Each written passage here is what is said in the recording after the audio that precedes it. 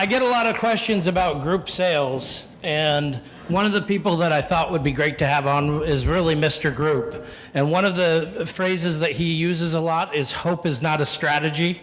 It's one of the best things. Now, he's passionate about groups, and I don't mean just he kind of does it. This is where his bread and butter has always been.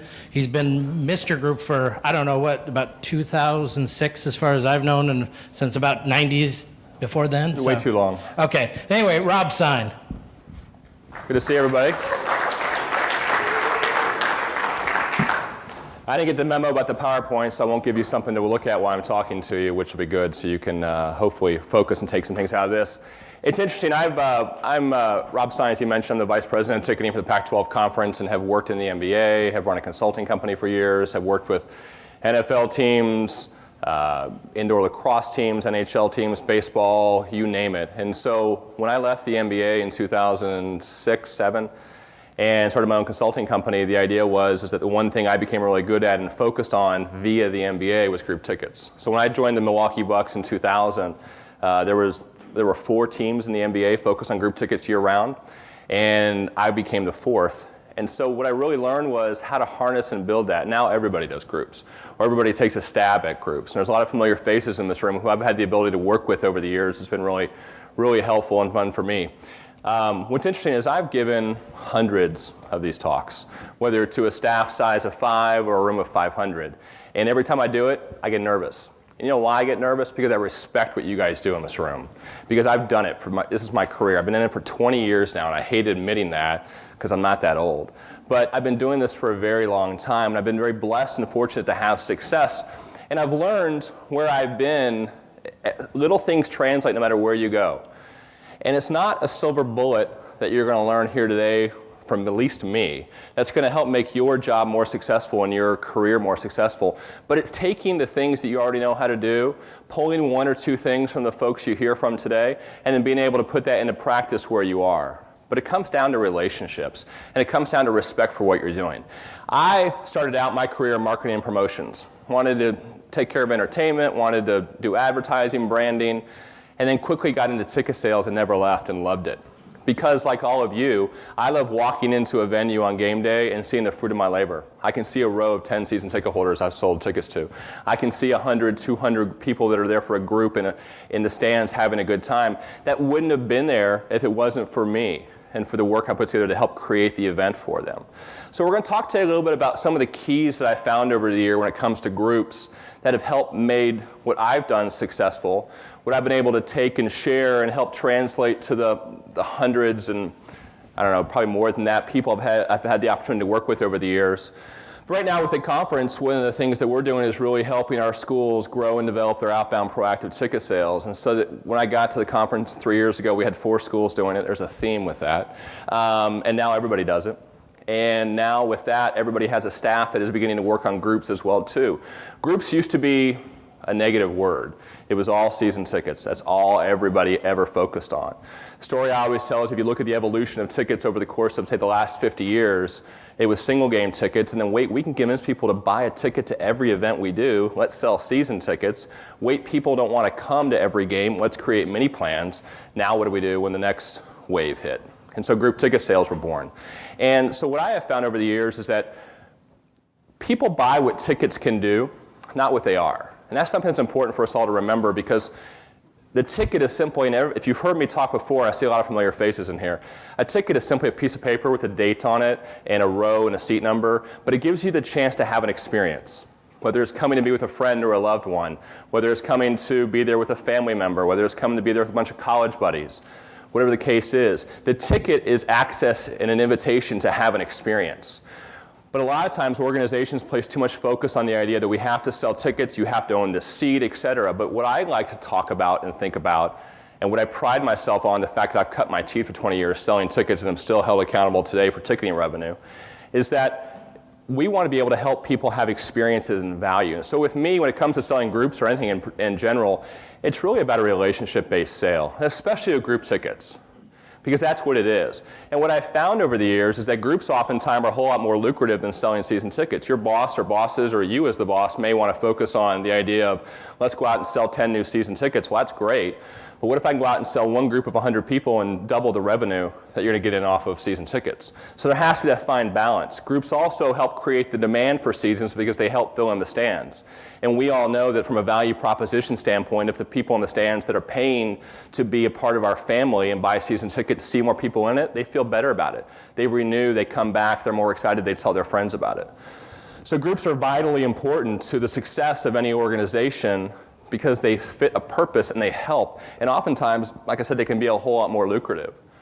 But getting back to the point, people buy what tickets can do, not what they are. And so you'll hear a lot of people earlier today and later today talk about value. And I always talk about value versus worth. And so when we're out selling something, we're always taught, focus on how much it costs, focus on what they can do with it. Well, at the end of the day, especially with group tickets, people are buying the experience.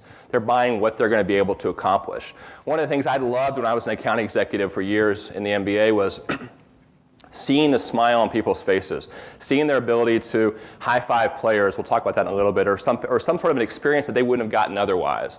But that was the value to them. How much is this worth in their mind? Oftentimes they'll overspend financially to be able to achieve this experience or to accomplish the value goal that they had when you sat down and talked to them. And so for me, it's always increasing that value in a customer's mind and helping them understand this is why we have these programs, to bring you together for a common good, for a common reason. Groups is about figuring out what people are already doing and simply helping them do that at your venue. That's the secret to it. You drive down the street and you see a sign in a window at Barnes & Noble that says book club meets here on Tuesday night. That's a group. You go past a retirement home and see Girl Scouts going in to visit the people that live there. That's a group opportunity. 2 group opportunities, actually. I used to hate driving around town and seeing the Girl Scouts or the cheerleaders on the corner in the summer doing car washes to raise money. I would always pull over, go and figure out whoever was in charge of this, and go give them a business card and say, hey, if you guys want to do something where you can raise more money and not have to waste a whole Saturday doing this to make, $200 or $300, give me a call, I'm happy to help you. And so that's the type of things that I would look at and I would see is how do I find out what people are doing and then bring it to my venue. A couple of the best examples I've ever seen is, a lot of you may know, and I tell the story a lot, the LA Dodgers started a group years ago called Stitch and Pitch. Anybody, show of hands, everybody ever hear of that? So the premise, and correct me if I'm wrong, is that they found knitting and crochet groups who like to get together and sit around and talk and do this and make hats for babies at a newborn hospital. Well, the Dodgers had conversations with them, and I wasn't there, so I don't know the exact way that it went, but this is what I suspect happened. And they said, what if we were able to bring you guys out to our venue to do that and catch a baseball game? Perfect, no problem. It sounds like a good idea. I think last time I checked, that group turned into 3,000 paid tickets for people to sit in the stands and knit hats for newborns that go to local hospitals. Now, I've seen this idea grow, and the NBA turned into loop and hoop. And there's people in this room that had a hand at changing that, and it wasn't me, but bringing it to the NBA. So there's a lot of different variations of it. But again, the idea is find something people love to do, and then bring it to your venue. Who would have thought? Years ago, when the Miami Heat got LeBron James, believe it or not, they got rid of their season ticket staff. A lot of you heard about that, but they kept their group sales staff because they knew they were going to need them. And so they didn't have a lot of groups to sell, but they had, I think, 2,000 a game, and they were high-priced tickets up in the corner. But they still needed to sell them because they wanted to continue to build their base. They learned from previous mistakes they made when they gassed their whole staff. And so they would find people that found things interesting like, let's go look at the air conditioning system inside of the venue. Let's go get a tour of the lighting system. I've seen teams do promotions where they get a chance to meet the team photographer. Photography clubs get to meet the team photographer. What a great idea that I frankly didn't care about, but I found something people love to do, and I was able to help bring them to our venue to do the exact same thing. And so it's ideas like that that have really been at the core of what make groups very successful over the years. Finding these ideas, finding these things that quite frankly most of us take for granted every day we walk in our venue, that other people don't get a chance to see, and then figuring out how you can help marry those two together. One of the best phrases I've ever used, and again, if you've been with me before, you've heard this, is the phrase, what if? When it comes to groups, what I learned over the years was it's about sharing the secret. If everybody really understood what it meant that you have to offer, you wouldn't be here, that your phone would be ringing off the hook. but especially when it comes to group tickets. We take for granted our inventory. We know what we have to offer. You know that if people buy 20 group tickets, they get maybe a discount, or they get a hat or a t-shirt. You may have some experiences or assets that you can offer out to people. You know these things inside and out, just like you do season tickets or any other package you guys have. But our fans don't, and so we have to help share the secret and get them excited and help them understand what it is we truly have to put out there for them.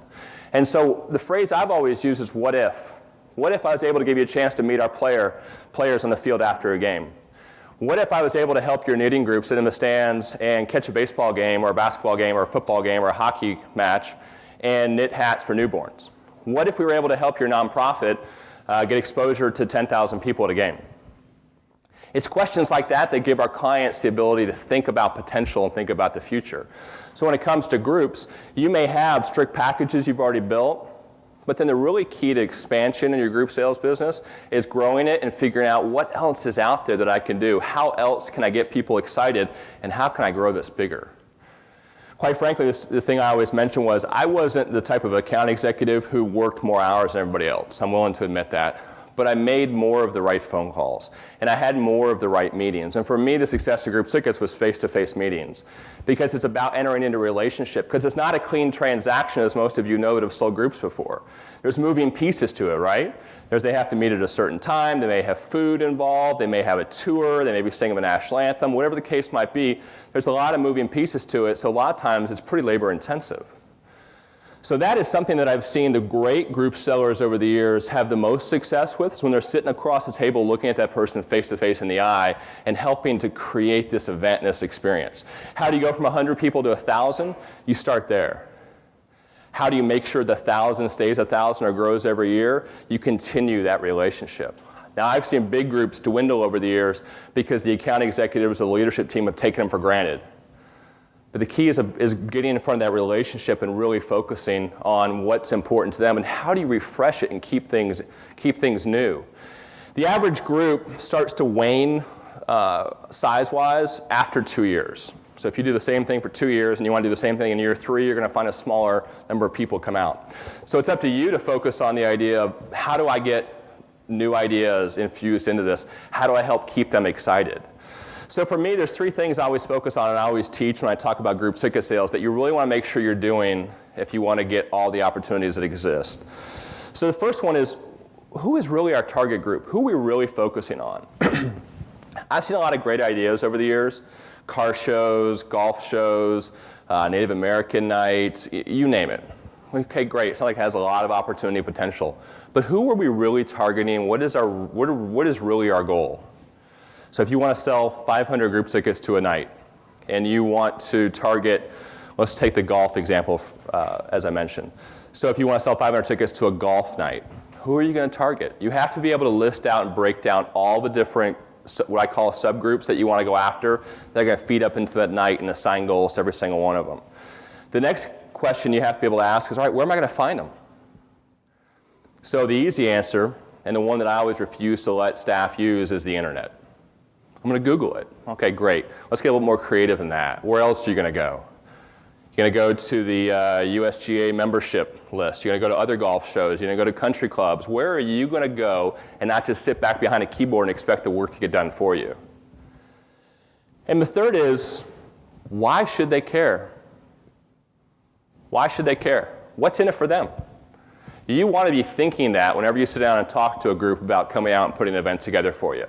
Because guess what? Another thing I always tell you is that I see a lot of familiar faces from the Bay Area in this room, and guess what? Each one of you are probably calling the same groups, the same big groups. What makes you special?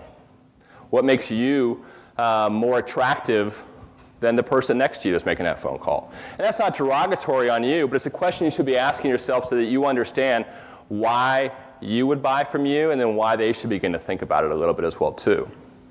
So in this example here in the Bay Area, you've got the A's, the Giants, the Warriors, Stanford, Cal. I know I'm leaving people out, and I apologize. The Sharks, the Earthquakes, etc. That's just off the top of my head. There's a bunch. There's Golden Gate Park. There's NASCAR track. There's a lot of entertainment options and excuses here. You're all calling the Girl Scouts, police and fire, and you're all calling the standard categories that exist. What makes you special? Ticket price probably isn't one of them.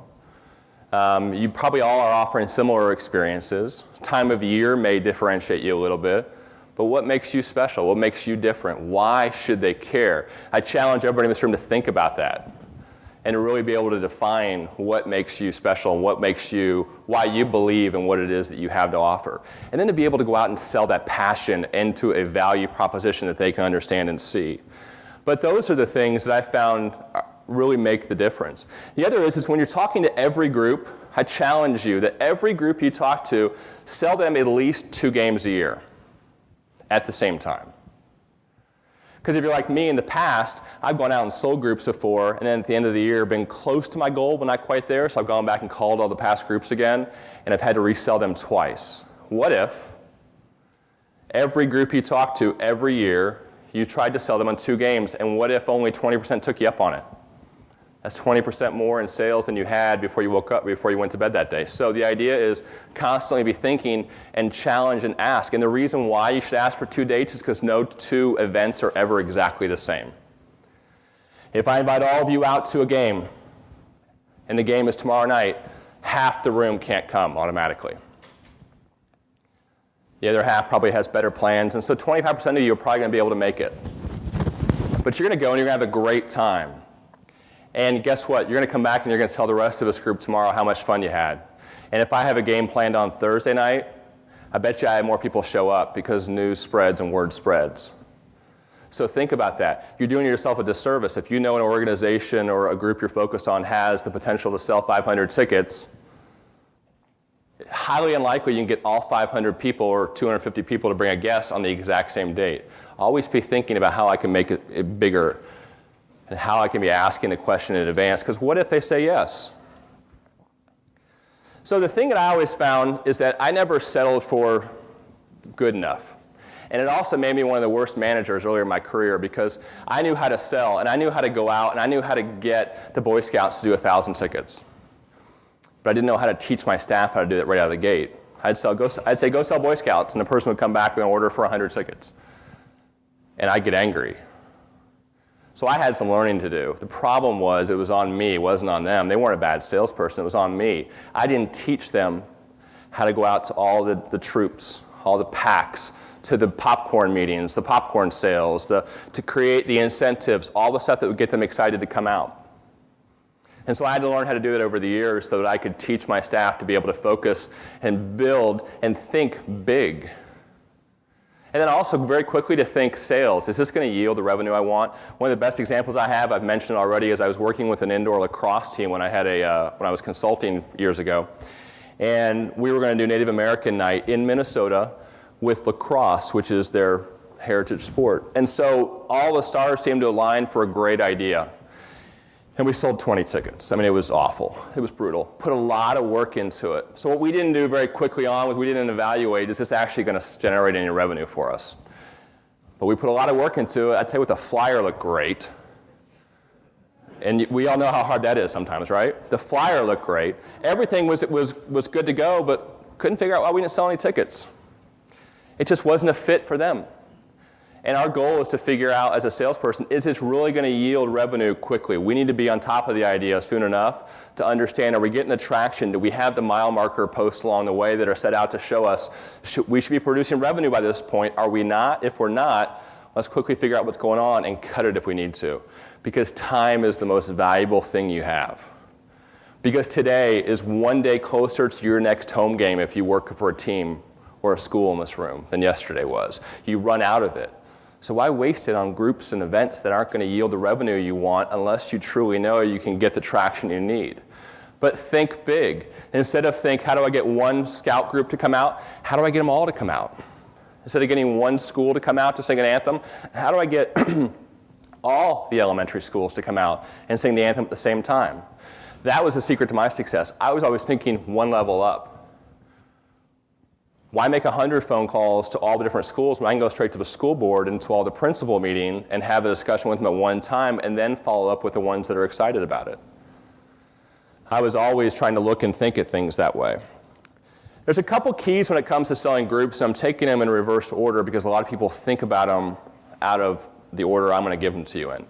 The first one is that the Group attendees are actually the most important sale you're going to make, not the group leader.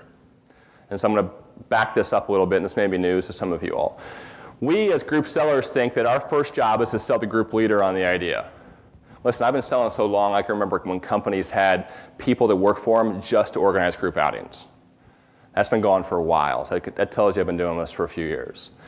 But we think that we have to go in and convince the person who's in charge of the organization, the principal, whatever the case might be, that they need to do a group outing. And what the trap is we fall into often is that we forget that they then go back and talk to the folks in their organization and say, hey, do you want to do this? We think our job's done when we've talked to the group leader. And so we give up, and we're not give up, but then we put the ball in their court, and we expect them to be as great a salesperson as we are. And if you're like me in this room, you believe in your sales ability so much that I don't want somebody else selling on my behalf. I want to be that person at the table having that conversation. And I would expect that you would want to as well too. The group attendees are the most important sale you're going to make. They're also the hardest ones to get in front of. But what you need to do is work with your group leader as much as possible to figure out, how do I create something? How do I have a conversation? How do I share as much as I can to get them excited? Again, if you know me, you'll notice I'm using the word excited on purpose, not interested. I don't want people that are interested because they will talk your ear off and not buy from you. I want people that are excited from talking to me, that see the value in coming out to my event, that understand why they should answer my phone call, why they should want to come to a group with me. So the group attendees are the most important sale you're going to make. We focus on the one person in a group of 100 who's the group leader, and then we let the other 99 kind of go by the wayside, and we hope that maybe one or two of them will give us a call. You know, Troy mentioned it. Hope is not a strategy. That is a phrase I've used for years and always believed in. And I hear people all the time talk about it. Well, I hope this works out. I hope this guy buys from me. The quick story on that was, I was taught this years ago. I would come back from a great meeting, and my boss asked me how it was. I said, it was awesome. They're going to do a group of 300. And he goes, great, where's the check? Oh, yeah, I forgot that. They're going to call me next week, but it's a done deal, right? How many of you have had that happen to you? And then next Tuesday rolls around, and something came up, right? It's funny how busy people get when we want money from them, isn't it? So he would always do that. And so what I learned over the years, and I'll never forget sitting in my office in Portland when I was with the Trailblazers with a sales rep of mine, and I had taught this same technique to him. And he came back, and he started to have the story with me about how he got a great group. They were all excited about it. And I asked him, I said, Kevin, where's the check? And he stopped and he smiled and he went like this. He knew he was crossing his fingers and hoping that they were going to buy from him. And so this motto became something that was paramount to me, because of what I wanted to do was instill in everybody I worked with that take hope out of the equation. If you believe in you, and I believe in you, then how do you make sure that you go out and you close every conversation that you have on what the next step is? Especially when it comes to groups, because there's so many moving pieces. Why would you leave it up to chance? And again, if you believe in your sales ability as much as I believe in mine, why would you let anybody else sell your product on your behalf? Figure out how you're the one in control and you have the ability to go out there and be able to get in front of them. So when it comes to the group attendees, your job is to figure out how to sell them. Because guess what? When you want to have them come back, they're the ones that make a decision again, not you. So it's important on getting that person excited about it. Because the group leader, if they're doing their job right, they probably don't care. But they're going to do what the majority wants. On the rarest of occasion, we'll find what we call the super group leader, who lives, eats, and breathes what we're doing and will rally people off the street to come to our game. But again, that's a rare occasion. So instead, you have to find somebody who is not totally against the idea to start with, who then will be excited or get people excited on your behalf. But again, you're asking people to sell for you. So when it comes to groups, there's a lot of moving pieces, there's a lot of moving parts to it. Your job is to figure out how to be able to communicate the idea in front of the people who are actually going to be doing the buying. The next thing I want to talk about is, I mentioned earlier, everybody in this room knows it, is experiences. What is it that makes your venue or your organization unique? So sometimes it's just as easy as coming to a game, saying thanks, we'll come to a game, we'll sit in the stands and knit. That's kind of low maintenance, not a big deal. If you drive past that Barnes & Noble and you figure out they have a book group on Tuesday night that have 30 people at it, Well, you can probably figure out there's another 10 Barnes & Noble in the area, and if they each have 30, you're looking at a group of 300. So what they want to do is they want to come together and sit and talk and discuss a book. Well, what if they could do that in your venue, in one of your meeting rooms or convention rooms, and then go out and enjoy a game? So your job is to be able to figure out what it is that you have from a unique experiential standpoint that can get them excited about it. So sometimes it's as easy as walking around and just taking your hat off from what you do for a living and look around your venue. I know everybody now can sit here and say, too, they have restrictions on operations, what they can and can't do, where they can and can't go, all that stuff. But the idea is to be creative. Some of the best ideas I've ever seen have been ones that have been creative. The photography night one, where the team photographer became the asset, wasn't my idea. If I remember correctly, it was the Denver Nuggets. Or no, it was the Phoenix Suns. And so they turned their team photographer into a group asset that I never would have thought existed. And so I've seen horse race tracks take that idea. I've seen a lot of organizations take that specific idea. The Miami Heat taking the air conditioning one. I've seen teams think about things like who has to get regularly do hours to get their license updated, like lawyers and doctors and things like that, and teachers, certificates and things like that. So most of the time they're in a room like this in a hotel. So how boring is this, right? Sit here for 8 hours on a Saturday? Not my idea of a good time. But what if, and everybody's heard this isn't a new idea, but what if you could do this at your venue? You have meeting and convention rooms. What if you could help get them their certification, then they can go and have a happy hour or an experience or an event in the stands at your game or at your venue. Find things that already exist and then figure out how to bring them out. Whenever I go into an organization who's never sold groups before, one of the first, which is more common than you think, one of the things I sit down right away and do is say, okay, what are some of the core experiences or assets that we can sell? Everybody's kind of heard that. Things like sing the anthem, high five players, get a chance to go on the field after the game, take a picture on the 50-yard line or a half court, run the bases, do a coin flip. I mean, all the things that are standard that are out there, none of them are really too new. But you have to be able to create some of those that are a core foundation for you so that you can be able to go through and sell that inventory and have inventory to sell so you know where you're headed and how you get to your goals. So those are important to try and figure out. There's a lot of them that are out there. There's a lot of resources and places you can go to discuss, hey, what are some new ideas? I run a group on LinkedIn in the group section called Group Ticket Sales, surprise, surprise.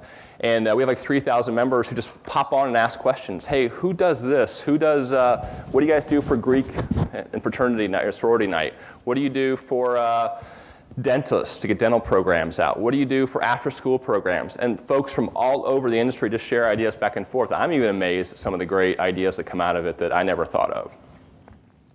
So the last thing I want to talk to you about is I want you to leave you with the idea of expanding your thinking. If I ever came in and spent time with your organization, the first thing I tell you right off the bat is I'm going to challenge the way you think. Because we need to be as good as possible, and we need to be pushing ourselves at all time to figure out how can we do more? How can we grow this business? I never like to stand still. I always want to try and figure out how can I get more out of this opportunity that exists. And so I do simple exercises, which everybody in this room has done, and I say things like, okay, so why would people buy group tickets? Why would anybody ever buy group tickets? Why would you buy tickets to come out as a group to a game? So just start randomly sharing in this room. What are some reasons why people might buy from you? Anybody? What was it? Yeah, team building event. What else? Employee morale. What else? What does that mean, by the way? Okay, good. Celebrate a special occasion. What else? Yeah, discounted price. What else? Client appreciation. Good. What else? Fundraiser. Any more? What was that? Yep. So we could do this for an hour. There are hundreds of reasons that are out there, but your job is to try and figure them all. Family reunion, new activity for youth group, recognize a special achievement, raise money, incentivize customers, network, generate awareness for a cause, reward volunteers, quarterly meetings. When I worked for the Sonic, Starbucks came in and bought the arena out and had 3,000 people come for a quarterly meeting and then come to a game. So we loved that because the Sonics were not good when I was there. And then the idea is, who are the groups that you're really working on trying to find? And they run anywhere from scouts, churches, adult groups, schools, nonprofits, financial industry, medical industry. There's a lot of them that exist that are out there. So I guess the moral of the story is think far and wide, figure out what people like to do, and get them excited to come do it at your venue. And then make sure you're focused on those group attendees so you can get them excited to be able to come out to be your next season ticket holders, your next group leaders, whatever the case might be. But Troy hit the nail on the head when he introduced me. I love tickets. And again, I started off by saying I get nervous when I talk to this group because everybody in this room makes a living selling tickets, and I respect the hell out of that. And that's why I'm still in this industry. And so last thing I want to do is waste your time. So my goal was to spend 30 minutes with you and to share with you some of the things I've learned over the years, talk to you about a lot of common ideas that you already know. There's no silver bullet. But again, the key to it is to be thinking big and to be using phrases like what if to get people excited about the value that exists, and then helping them understand why they should take your phone call. Because again, a lot of competition that's out there, but if you believe in you the way I believe in me, you want to be the person closing that deal at the end of the day, not waiting on somebody else. So I love groups, they help out, and they're a whole lot of fun to be a part of if you're out there. So thank you for your time, I appreciate it.